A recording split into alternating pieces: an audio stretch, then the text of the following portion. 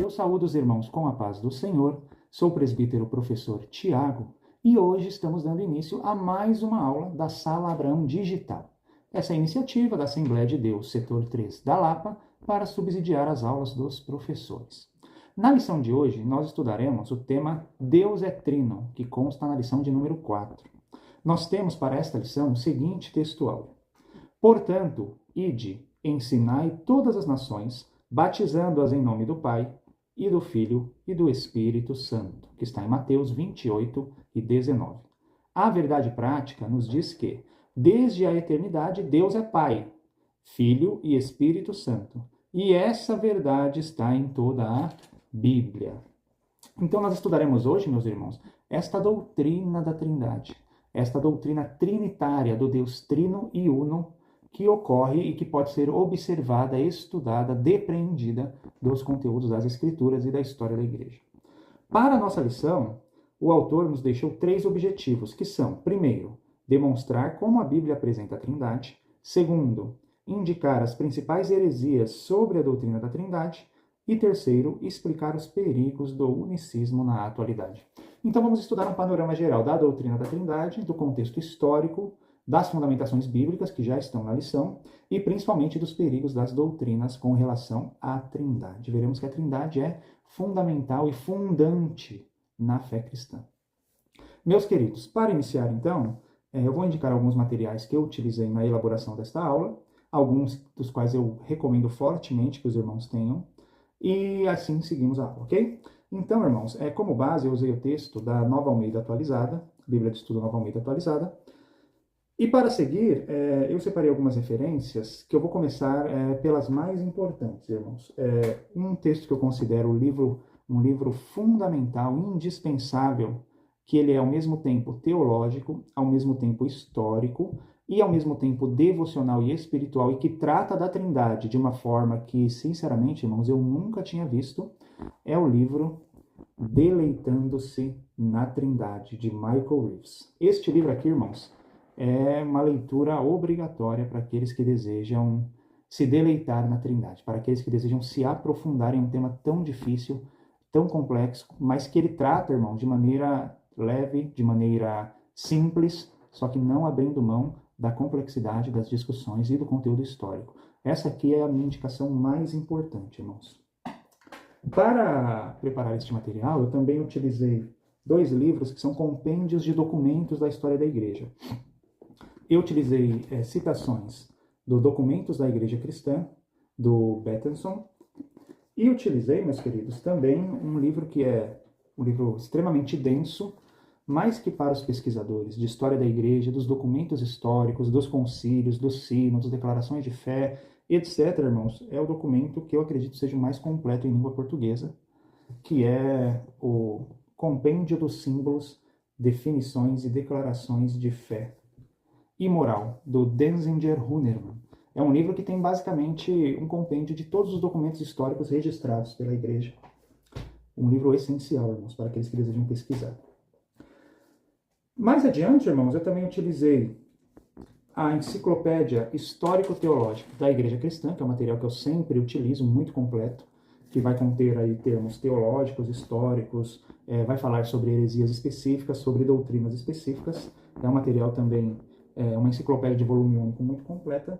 E tratando lá da parte sistemática da Trindade, da sua elaboração e da sua fundamentação como pilar da fé cristã, eu utilizei 2 obras, irmãos, que são obras de referência excelentes. Uma evangélica protestante, que é a Teologia Sistemática do Charles Hodge. Você pode até achar, irmão, alguma coisa talvez mais atualizada, porém mais completa, eu acredito que seja difícil, não vou dizer impossível, mas é difícil. É uma teologia sistemática muito completa que discute sobre vários temas, sobre vários prismas, sobre vários aspectos, todas as doutrinas que ela trata. Ok? Inclusive faz algumas comparações com o romanismo e etc. E algumas heresias. E eu utilizei, irmãos, um material que eu gosto muito, que é um teólogo que eu gosto demais, que é a Dogmática Católica, do Gerhard Miller. Ok? Dogmática Católica, Teoria e Prática da Teologia. Também é uma dogmática em um volume único e é um material excelente, irmãos. Ele tem uma didática maravilhosa, muito boa. Queridos, então vamos lá. Dados os materiais, os irmãos viram que é uma lista de materiais média para longa, né? Vamos iniciar então. Então já vimos os objetivos, vamos estudar a palavra trindade. É óbvio, irmãos, que os irmãos vão citar que a palavra trindade não consta nas escrituras, você não vai achar a palavra trindade no texto original, grego ou hebraico, e que essa palavra, irmãos, pelo que nos consta historicamente, ela foi, entre aspas, criada, cunhada, popularizada, no mínimo, por Tertuliano, ali mais ou menos no século IV depois de Cristo, ok? Apesar de não constar a palavra na Bíblia, a palavra pode não constar na Bíblia, o conceito, a ideia, o ensino está em toda a Bíblia, ok? Está espalhado pela Escritura, tanto no Antigo Testamento quanto no Novo Testamento.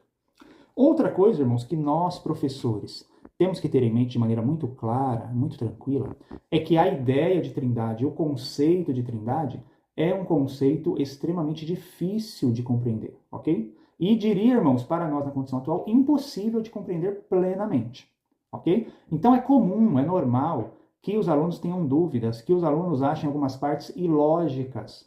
Por quê, irmãos? Porque a lógica divina aplicada à linguagem humana, e a nossa linguagem humana não é capaz de traduzir em palavras a essência divina, a natureza divina, a substância divina, o ser de Deus, ok? Então, irmãos, não se frustre, não se frustre. Por quê? Porque é compreensível que nós não entendamos completamente, plenamente essa doutrina, ok? Então, irmãos, a Trindade é uma doutrina difícil, não significa que ela seja completamente incompreensível. Como ela é uma verdade e Deus nos deu a capacidade de compreender verdades, de aprender verdades, nós podemos aprender sobre a doutrina da Trindade dentro das limitações humanas, ok? Do intelecto humano. Some-se a isso, irmãos, o ato da graça, de que nós precisamos não só de raciocínio lógico, não só de intelecto, mas também da iluminação da graça de Deus para que aprendamos conteúdos relacionados à palavra de Deus, às verdades divinas eternas da Bíblia Sagrada.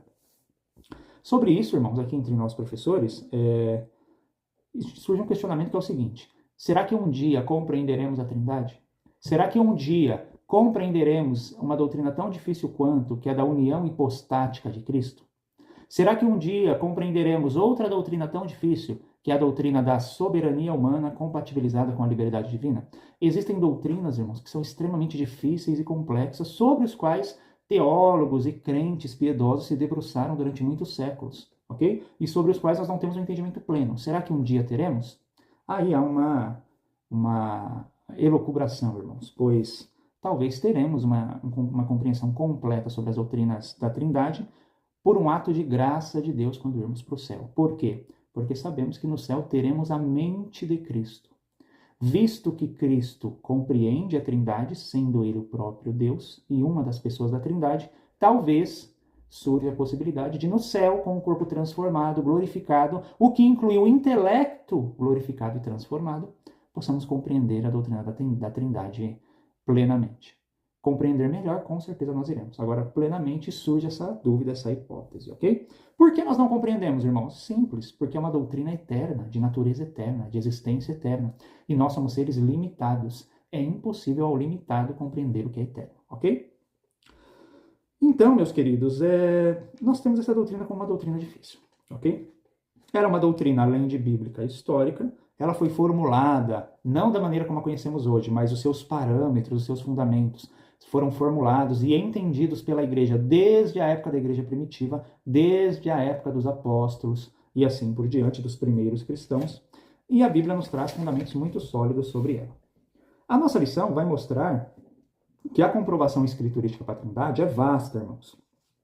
Que a Bíblia, no Antigo e no Novo Testamento, nos prova que Deus é um, Deuteronômio 6,4, Salmo 83,18. Vai nos dizer que o Pai é Deus, que está ali em Filipenses 2:11, e eu vou ler mais um texto sobre isso. Que o Filho é Deus, que está ali em Colossenses 2:9, que fala que ele é a plenitude da divindade. E Colossenses capítulo 1, versos 15 ao 19, e que o Espírito Santo é Deus, que está lá em Atos capítulo 5. Sobre todos esses, irmãos, eu gostaria de mencionar um texto que é por vezes esquecido, que é o texto de Isaías, no seu capítulo 63. É um dos poucos textos do Antigo Testamento nos quais os judeus, os israelitas, chamam Deus de Pai, e que demonstram que Deus é Pai e o Pai é Deus, ok? Isaías capítulo 63, irmãos. Vamos ler o verso 16, que diz assim: Mas tu és o nosso Pai. Ele está falando com quem? Com Deus. Tu és o nosso Pai. Abraão não nos conhece, Israel não nos reconhece. Mas tu, ó Senhor aqui é o tetragrama, és o nosso Pai. Nosso Redentor é o teu nome desde a antiguidade. Um texto muito belo de Isaías, irmãos, mostrando que Deus é Pai e que o Pai é Deus. Esse texto vai se repetir em certa medida no capítulo 64, verso 8 do mesmo livro, ok? Então, meus queridos, nós temos essa formulação bíblica de que Deus é um e, ao mesmo tempo, o Pai é Deus, o Filho é Deus e o Espírito Santo é Deus. Plenamente Deus. Todos. O nome sagrado de Deus é aplicado ao Pai, ao Filho e ao Espírito Santo. Os irmãos têm isso na lição, então vou passar rapidamente por essa parte. E o nome sagrado de Deus também é aplicado à Trindade, lá no Salmo 83 e 18. No monoteísmo, irmãos, nós temos algumas afirmações categóricas de Deus ser um, como Deuteronômio 6 e 4. O texto de Deuteronômio 6 e 4 vai dizer assim: Escute, Israel, o Senhor, nosso Deus, é o único Senhor. É uma afirmação da unidade de Deus, o Deus uno. Esse Deus uno, irmãos, de acordo com a lição, nós temos aí único, a palavra errad, que é uma unidade composta, é a mesma palavra usada em Gênesis 2:24 para unir-se-ão em uma só carne, ok? E serão uma só carne. Muito bem, meus irmãos. Muito importante nós termos em mente é que existe uma pluralidade implícita em Deus no Antigo Testamento, ok? Essa pluralidade implícita em Deus está em várias expressões ao longo do texto. A expressão façamos o homem à nossa imagem, em Gênesis 1:26. A expressão o homem é como um de nós, Deus referindo a si mesmo como nós, em Gênesis 3:22. A expressão desçamos, em Gênesis 11, 6 e 7, Deus referindo a si mesmo, no plural, desçamos, na ocasião da Torre de Babel. E também algumas pequenas controvérsias, irmãos, na expressão dos 3 homens que aparece Abraão em Gênesis 18. Aparecem 3 homens e Abraão chama eles de Senhor, ok? Chama eles do tetragrama. Muito bem, meus queridos, então existe uma pluralidade implícita no Antigo Testamento a respeito de Deus, ok? No Novo Testamento, nós temos textos mais claros ainda sobre a Trindade. O texto da Grande Comissão, que é o texto do nosso texto áureo, batizar as pessoas em nome do Pai, do Filho e do Espírito Santo. O texto dos dons espirituais, que está lá em 1 Coríntios 12, 4 a 6. O texto da bênção apostólica, irmãos, em 2 Coríntios 13, 13, que fala do amor de Deus, vai falar da consolação do Espírito Santo, vai falar do Filho. O texto da bênção apostólica é uma fórmula trinitária. E aí, irmãos, nós temos também um texto muito interessante que nós vamos ler. Esse nós não podemos pular, que é o texto de 1 Pedro, capítulo 1 e verso 2, o texto que fala sobre a eleição, a salvação. Pedro diz assim, 1 Pedro 1, verso 2. Eleitos segundo a presciência de Deus Pai, na santificação do Espírito Santo, para a obediência e a aspersão do sangue de Jesus Cristo. Outra fórmula trinitária, aqui aplicada à teoria da salvação, à soteriologia, outra fórmula trinitária no texto sagrado. Então, irmãos, a pluralidade de Deus, ela é explícita no Novo Testamento e implícita no Antigo Testamento. Ok? Falando da Trindade, um aspecto básico, irmãos, passando rapidamente, porque os irmãos já dominam esse tema, a Trindade, irmãos, consiste em um Deus em 3 pessoas. Esse um Deus é um Deus único. O um Deus não é um ser à parte, como se fosse um Deus e 3 pessoas aqui embaixo. As 3 pessoas formam um Deus, ok? A gente usa aquela fórmula trinitária de Deus no meio, Jesus não é o Pai, é Deus, o Pai não é Jesus e é Deus, o Espírito não é Jesus nem o Pai, mas ele é Deus. Aquilo ali dá uma ideia de 4 seres, Pai, Filho, Espírito Santo e Deus. Não, irmãos, são 3 pessoas que formam o mesmo Deus, que são o mesmo Deus, ok? Eles são 3 pessoas e eles são iguais em essência, substância, poder e atributos. Ok, meus irmãos? As pessoas, apesar de serem iguais em substância, ou seja, Pai, Filho e Espírito Santo, são onipotentes. Cada um deles é onipotente. Cada um deles é onipresente. Cada um deles é onisciente. Cada um deles é eterno.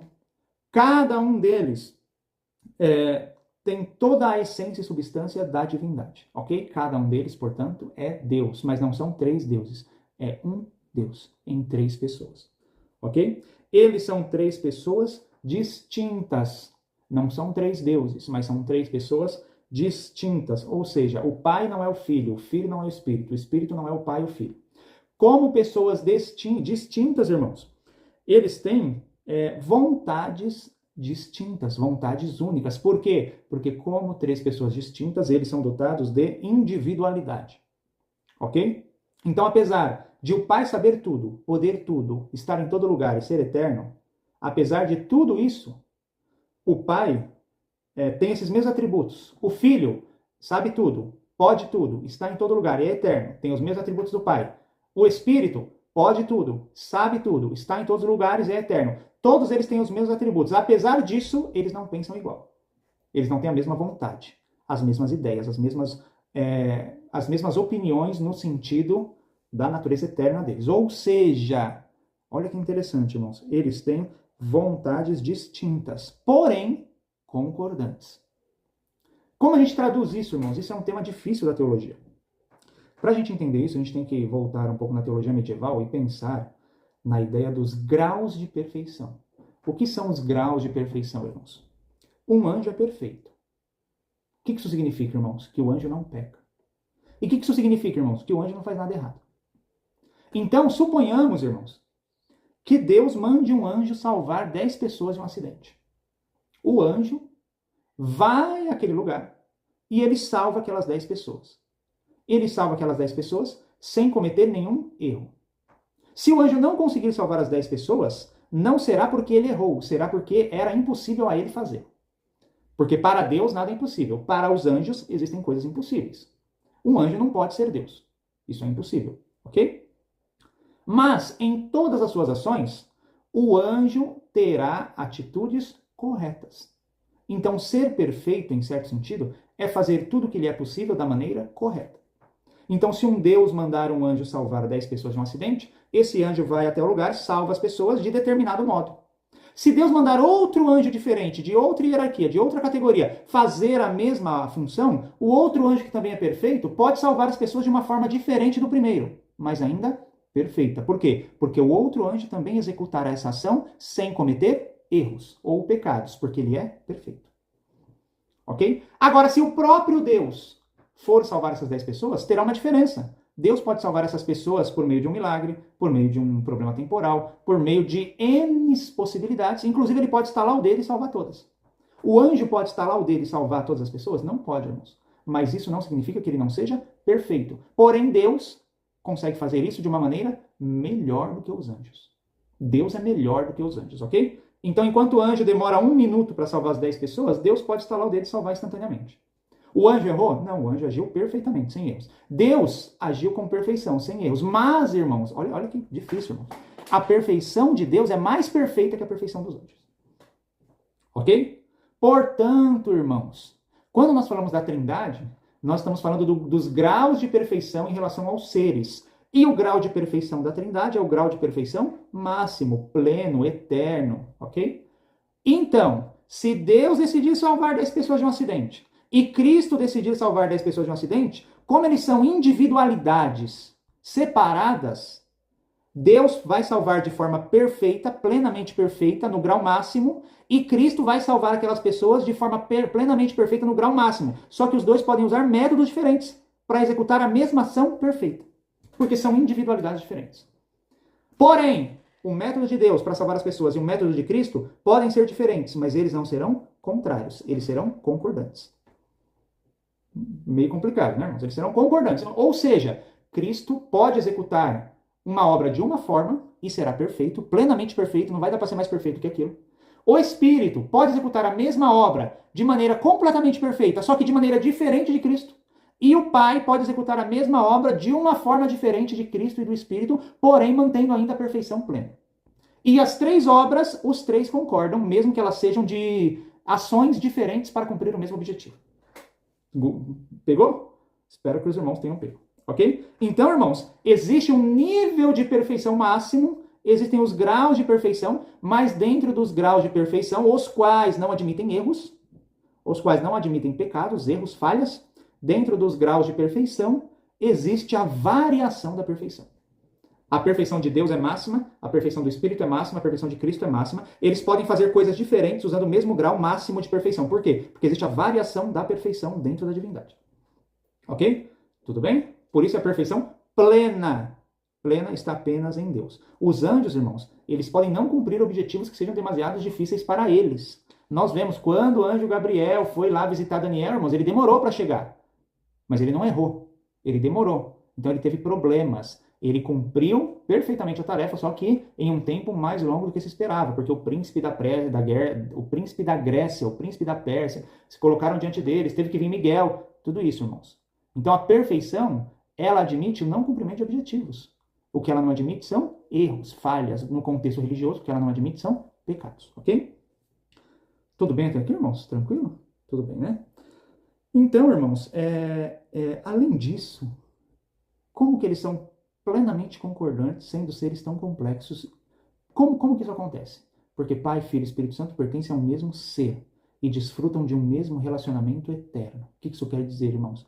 Existe uma doutrina que vem do grego, uma doutrina na ortodoxia grega, que chama pericorese. Eu acredito que já tenha falado dela em alguma aula. Pericorese é o que, irmãos? É o relacionamento entre as pessoas da Trindade. Nós podemos traduzir pericorese como um estar dentro do outro plenamente e constantemente. Ou seja, é a doutrina da interpenetração mútua. O pai, ele sabe tudo que o filho pensa, tudo que o filho quer, tudo que o filho é. O pai conhece plenamente o filho. O filho conhece plenamente o pai. Sabe tudo que o pai deseja, tudo que o pai sabe, tudo que o pai é. O espírito conhece e penetra e sabe tudo que o pai e o filho desejam, anseiam, pensam, sabem. Então, isso vale do pai e do filho também para o espírito. O pai e o filho conhecem plenamente o espírito. Mas isso não é fruto, irmãos, de um esquadrinhamento que uma pessoa da Trindade faz na outra. Não é que o pai sabe tudo, então ele está olhando o filho toda hora e fiscalizando o filho e observando o filho. Não, irmãos. Isso é fruto de um relacionamento eterno, irrompível, de um relacionamento eterno, inalienável entre o pai e o filho e o espírito. E o vínculo do amor desse relacionamento é o Espírito Santo. O Espírito Santo é o vínculo do amor entre o pai e o filho. É uma doutrina muito difícil, irmãos. Mas em termos gerais, o pai sempre está dentro do filho, que sempre está dentro do pai. E ambos sempre estão dentro do Espírito, que sempre está dentro de pai e filho. E isso se dá em um relacionamento eterno. Isso se dá em um relacionamento de amor eterno. Ok? Essa doutrina é chamada de pericorese. Meus irmãos, a nossa aula já está avançada, mas vamos acelerar um pouquinho aqui. Queridos, nós temos aqui algumas citações históricas e conceituais importantes para nós estabelecermos ali marcos mentais a respeito da Trindade. A Trindade, irmãos, segundo Michael Reeves, do Deleitando-se na Trindade, ela é a cabine de comando da onde emana todo o pensamento cristão. Ou seja, a Trindade, irmãos, ela é o centro, o fundamento, a raiz de todo o pensamento cristão. O Michael Reeves, irmãos, vai mencionar esse relacionamento que existe dentro da Trindade, que é expresso na pericorese, irmãos. Na página 42 do seu livro Deleitando-se na Trindade, ele vai dizer que não apenas existe esse relacionamento, mas esse relacionamento define quem são as pessoas da Trindade. Diz assim: o Pai é quem ele é em virtude do relacionamento com o Filho. Pense outra vez nessa imagem. A imagem de uma fonte. Uma fonte não é fonte se não verte água. Da mesma forma, o Pai não seria Pai sem o Filho, a quem ele ama por meio do Espírito Santo. E o Filho não seria filho sem o Pai. Ele recebe o próprio ser do Pai. Pericorese. E assim, vemos que o Pai, Filho e Espírito embora pessoas distintas, são absolutamente inseparáveis uns dos outros. Não confundidos, mas indivisíveis. Grave isso, irmãos. Não confundidos, eles não são as mesmas pessoas, mas indivisíveis, não podem ser divididos. Eles são quem são? Juntos. Eles estão sempre juntos e, portanto, sempre trabalham juntos. Isso significa que o Pai não é mais Deus que o Filho ou o Espírito, como se outrora tivesse existido ou pudesse existir sem eles. Sua identidade e o próprio ser consistem precisamente em transmitir a sua plenitude ao Filho. Ele é inseparável do Filho. Isso também significa que não há Deus, além de Pai, Filho e Espírito. Então nós temos esse relacionamento na Trindade, irmãos. O que vai implicar, meus queridos, na eternidade dos atributos trinitários. Ou seja, o Pai, irmãos, ele é eterno. Doutrina da paternidade eterna. E se ele é Pai, ele sempre foi Pai, porque Deus não muda. Se ele sempre foi Pai em função de um filho. Portanto, sempre existiu um filho. A doutrina da filiação eterna. Se Jesus Cristo é filho gerado na eternidade desde sempre, porque o Pai sempre foi Pai e ele sempre foi filho, então ele sempre existiu, ele não pode ser uma criatura. Ele é eterno igual ao Pai. E o Pai, que sempre existiu, sempre amou o Filho, que sempre existiu. Esse amor entre Pai e Filho sempre existiu. Ele é traduzido na existência do Espírito Santo. Então o Espírito Santo é um vínculo de amor traduzido na existência de uma pessoa. O Espírito Santo sempre existiu, também não foi criado. Não é uma energia, não é uma força. É uma pessoa. Dentro da história da igreja, irmãos, nós temos diversas citações que apoiam, que defendem, que confirmam a doutrina da Trindade. Para isso, irmãos, nós vamos para os documentos da Igreja Cristã de Bettenson. E ele vai citar, meus queridos, lá na página 72, ele vai citar isso, o combate ao unicismo e ao triteísmo, que ele chama de monarquismo, ok? Ele vai dizer o seguinte: a monarquia de Deus, reduzindo a 3 poderes e 3 substâncias separadas, resulta, em suma, em 3 divindades. Então ele vai dizer assim, irmãos, a doutrina do monarquismo, a monarquia de Deus, resulta em uma hierarquia e resulta não em um poder divino, em uma essência divina, mas em 3 essências divinas. Ou seja, em 3 deuses, porque essa doutrina vai defender, pelo menos ali naquela época, irmãos, que Jesus era Deus independente do Pai, o Pai era Deus independente do Filho, o Espírito era Deus independente do Pai e do Filho. Mas não, irmãos, olha só. Eles dividem, diz o documento, esse documento, irmãos, foi escrito por Dionísio, bispo de Roma. Eles dividem a sagrada mônada em 3 substâncias estranhas entre si e absolutamente separadas. Tudo que nós vemos que não é verdade. A verdade é que o Verbo de Deus deve, por necessidade, estar unido ao Deus do universo e que o Espírito deve habitar em Deus. Portanto, é absolutamente imprescindível que a Trindade divina esteja absorvida e reunida numa só unidade. Ele defendendo aqui, irmãos, a unidade da Trindade, que não são 3 deuses, mas que é um Deus em 3 pessoas inseparáveis, indivisíveis e que estão uma dentro da outra. Ok? Quando nós vamos para outros documentos históricos, irmãos, o Denzinger, ele vai citar primeiro o documento mais clássico, irmãos, que é o Concílio de Nicéia. O Concílio de Nicéia, meus queridos, a respeito da Trindade, eu vou ler a forma latina para os irmãos, ok? Os irmãos sabem que existe a forma grega e a forma latina. A forma latina, a principal diferença é que ele substitui gerado por nascido, ok? Mas os irmãos entendam como gerado. E o Concílio de Nicéia estabelece a doutrina, irmãos, no primeiro concílio geral da igreja. Primeiro concílio ecumênico da igreja. Diz assim, as determinações do Concílio de Nicéia. Cremos em um só Deus, Pai onipotente, artífice de todas as coisas, visíveis e invisíveis. E em um só nosso Senhor Jesus Cristo, Filho de Deus, nascido unigênito do Pai. Isso é, da substância do Pai, Deus de Deus, luz de luz, Deus verdadeiro de Deus verdadeiro, nascido, não feito, de uma só substância com o Pai. por meio do qual foram feitas todas as coisas, que há no céu e na terra. O qual, por causa de nossa salvação, desceu, se encarnou, se fez homem, e padeceu, e ressuscitou ao terceiro dia, e subiu aos céus, havendo de vir julgar os vivos e os mortos. Essa é a declaração latina do Concílio de Nicéia. E cremos no Espírito Santo. Aqueles, porém, que dizem, houve um tempo em que não era, e antes que nascesse não era, e que foi feito, e que não era, e que dizem ser de outra substância ou essência, ou que Deus é mutável ou alterável, a eles damos a maldição, ou seja, a anátema. Aqui, irmãos, no ano 325 da era cristã, nós já temos a afirmação peremptória de que quem nega a doutrina da Trindade está fora do cristianismo, está fora da fé cristã.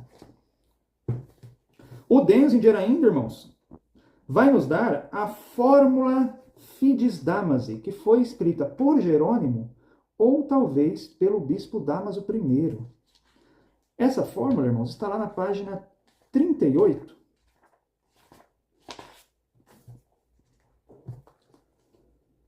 Fórmula Fides Damasi. E ela diz o seguinte, meus irmãos. Cremos em um só Deus Pai onipotente e em um só Senhor nosso, Jesus Cristo, Filho de Deus. E em um só Espírito Santo, Deus. Não cultuamos e professamos três deuses, mas Pai, Filho e Espírito Santo como só um Deus. Não um só Deus no sentido de que seja solitário, nem mesmo que em si mesmo, nem que o mesmo que é em si mesmo o Pai, ele seja também Filho, mas que o Pai é aquele que gerou, e o Filho aquele que foi gerado. E o Espírito Santo não gerado, nem não gerado. Olha como é difícil a doutrina. Não criado nem feito, mas procedente do Pai e do Filho. Coeterno, coigual e cooperador com o Pai e com o Filho. Essas são as afirmações da doutrina da Trindade ao longo da história, irmãos. Essa afirmação também provavelmente do século IV, talvez início do século V. Meus queridos, na nossa declaração de fé, nós também temos uma afirmação sobre a Trindade. Lá na página 39, diz o seguinte, Declaração de Fé das Assembleias de Deus, página 39. Cremos, professamos e ensinamos o monoteísmo bíblico, que Deus é uno em essência ou substância, indivisível em natureza e que subsiste eternamente em três pessoas, o Pai, o Filho e o Espírito Santo, iguais em poder, glória e majestade, e distintas em função, manifestação, aspecto. As Escrituras Sagradas claramente revelam que a Trindade é real e verdadeira, uma só essência, substância em três pessoas.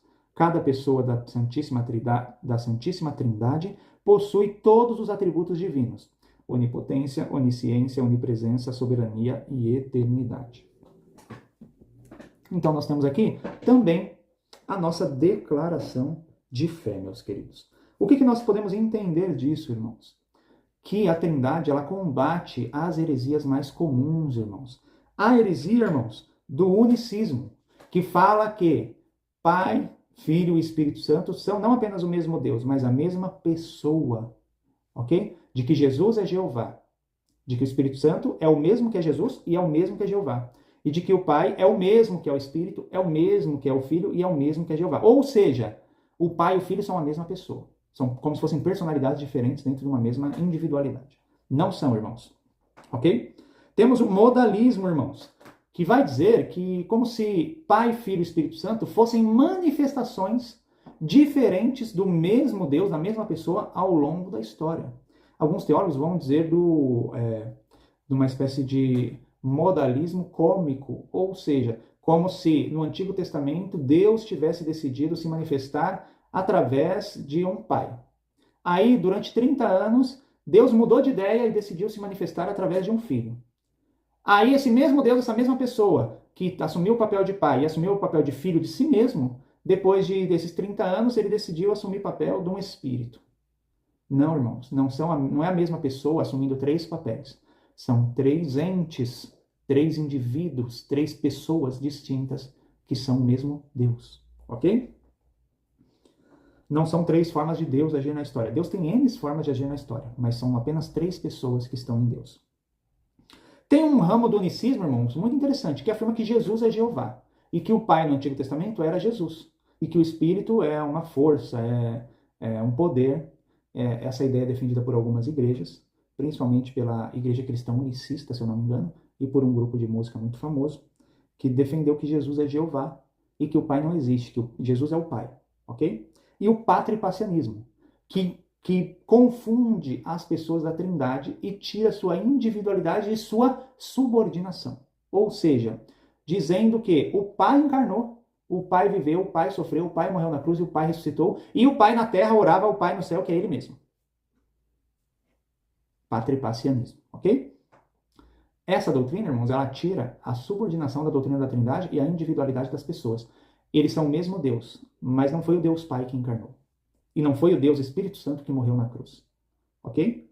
Eles são o mesmo Deus, mas o Deus Filho, a pessoa do Filho, tornou-se carne, viveu entre nós, nos ensinou, sofreu, derramou seu sangue, morreu por nós e ressuscitou. A pessoa do Filho. Ok? E não é a mesma coisa como se o Filho pudesse gerar o Pai. Não, irmãos. Isso fere o princípio da individualidade. Ok? O Pai é o gerador. Essa é a função do Pai. O Filho é o gerado. Essa é a função do Filho. O Pai não poderia ser gerado. E o Filho não poderia ser o gerador. E o Espírito Santo é o vínculo de amor entre ambos. Ok? Cada um tem a sua função específica. Maravilha, meus irmãos. E para terminar, irmãos, eu sei que a aula está um pouco longa, não esquecer também do arianismo. A doutrina de alguns que vão dizer que Jesus é criatura. Jesus é poderoso, ele é um Deus, ou seja, ele é um Deus menor, de segunda categoria, como se fosse um enoteísmo, onde tem um Deus principal e os deusezinhos menores. O arianismo vai defender que Jesus é um Deus e vai defender que Satanás era um deusinho menor igual a Jesus e que os dois são irmãos, filhos de Deus, ok? E ainda alguns vão defender que Jesus é o arcanjo Miguel. Toma muito cuidado com essa doutrina, irmãos. Jesus não é um Deus criado. Jesus é o Deus eterno, o Deus todo-poderoso. Deus de Deus, luz de luz, Deus verdadeiro de Deus verdadeiro. E para terminar, meus irmãos, vamos terminar com Charles Hodge e Gerhard Miller. A afirmação do Gerhard Miller eu acho que é a mais conclusiva, irmãos. Mas o Charles Hodge, ele vai definir a Trindade nos seguintes termos. Lá na página 334 do seu livro, ele vai dizer o seguinte, ele vai citar um teólogo chamado Mayer, que diz o seguinte: a Trindade é o ponto de união de todas as ideias e interesses cristãos, simultaneamente o princípio e o fim de toda percepção acerca do cristianismo. Ou seja, quem não professa a Trindade está fora do cristianismo por definição, porque por definição a fé cristã é a fé no Pai, no Filho e no Espírito Santo. A adoração cristã é a adoração ao Pai, ao Filho e ao Espírito Santo. Ele ainda continua. Os fatos bíblicos são: o Pai diz eu, o Filho diz eu, o Espírito diz eu, ou seja, são individualidades separadas. B, o Pai diz tu para o Filho. O Pai diz tu para o Filho, ou seja, não são a mesma pessoa. Eu, tu. O Filho diz tu para o Pai. E de igual forma, Pai e Filho usam os pronomes ele e aquele para o Espírito Santo. Ou seja, é uma terceira pessoa. Entende, irmãos? Os pronomes ele e aquele em referência ao Espírito. O Pai ama o Filho ama o Pai. O Espírito testifica do Filho. O Pai, Filho e Espírito são variadamente sujeito e objeto. Agem e são objetos de ação. Ou seja, o Filho pode fazer algo para o Pai, porque eles não são a mesma pessoa. Quando o Filho faz algo para o Pai ou pelo Pai, ele não está fazendo algo por si mesmo, no sentido de pessoa, mas ele está fazendo algo para outra pessoa, o seu Pai. Ok? O Espírito testifica do Filho e do Pai, ele não testifica de si mesmo. Ele testifica do Filho e do Pai, ou seja, ele testifica de outras pessoas. Ok? E seguindo, ele vai falar das funções. As funções, ele vai dizer o seguinte: o Filho é do Pai, pertence ao Pai. E o Espírito é do Pai e do Filho. Ok? Controvérsia do filioque, teologia grega e teologia ocidental. O Espírito procede de quem? Apenas do Pai ou procede do Pai e do Filho? A teologia ocidental vai dizer: o Espírito procede de Pai e Filho. Ok? O Pai envia o Filho. E o Pai e o Filho enviam o Espírito. O Pai opera através do Filho, e o Pai e o Filho operam através do Espírito.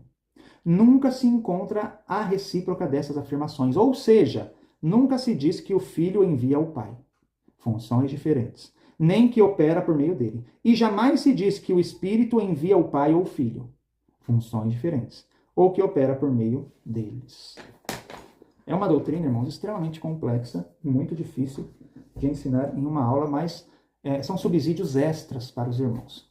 E para finalizar, meus queridos, Gerhard Miller, ele vai fechar aqui o nosso raciocínio, lá na página 299 da sua Dogmática Católica, ele vai dizer o seguinte: a fé cristã na Trindade não abandona o âmbito da visão alcançada no Antigo Testamento da unidade e unicidade de Deus, Deuteronômio 6,4, mas se entende como a realização radical do monoteísmo, revelada pelo próprio Deus. O Pai, o Filho e o Espírito não são diferentes indivíduos de uma espécie geral da natureza divina, mas titulares da natureza divina única e indivisível. Uma natureza divina para Pai, Filho e Espírito. Não são três deuses. O que une a judeus e cristãos é a fé na unicidade de Deus, que os cristãos reconhecem como Pai, na posse da higiênita divindade, o que separa cristãos e judeus, é a confissão cristã da comunicação plena da essência de Deus, também ao Filho, Jesus Cristo, e ao Espírito. Uma comunicação que não multiplica a essência de Deus, mas que caracteriza a realização relacional do Deus uno e único. Ok? Então, irmãos, Deus é Deus e Deus é trino em função de uma relação eterna entre eles. E a doutrina da Trindade não pode ser excluída do rol de doutrinas cristãs. Amém? Por fim,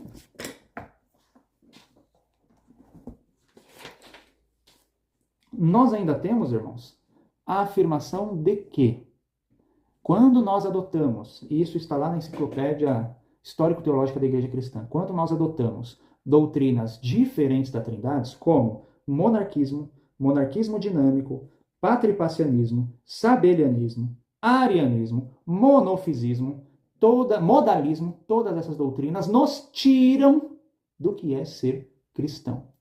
Ser cristão implica defender a doutrina da Trindade. Um Deus expresso, um Deus em três pessoas. Três pessoas, um único Deus. Amém, meus irmãos? Uma substância, uma essência, uma luz, uma eternidade. Em três pessoas, distintas, individuais, porém coiguais, eternamente concordantes e eternamente em um relacionamento de amor e conhecimento mútuo. Esta é a doutrina da Trindade. Os que negam a doutrina da Trindade não podem ser considerados cristãos. Esse é o resumo da ópera, meus irmãos. Amém? A aula foi um pouco longa, mas eu acredito ter dado alguns subsídios para os irmãos trabalharem e refletirem ao longo da sua atuação na Escola Bíblica Dominical. Muito obrigado, Deus abençoe.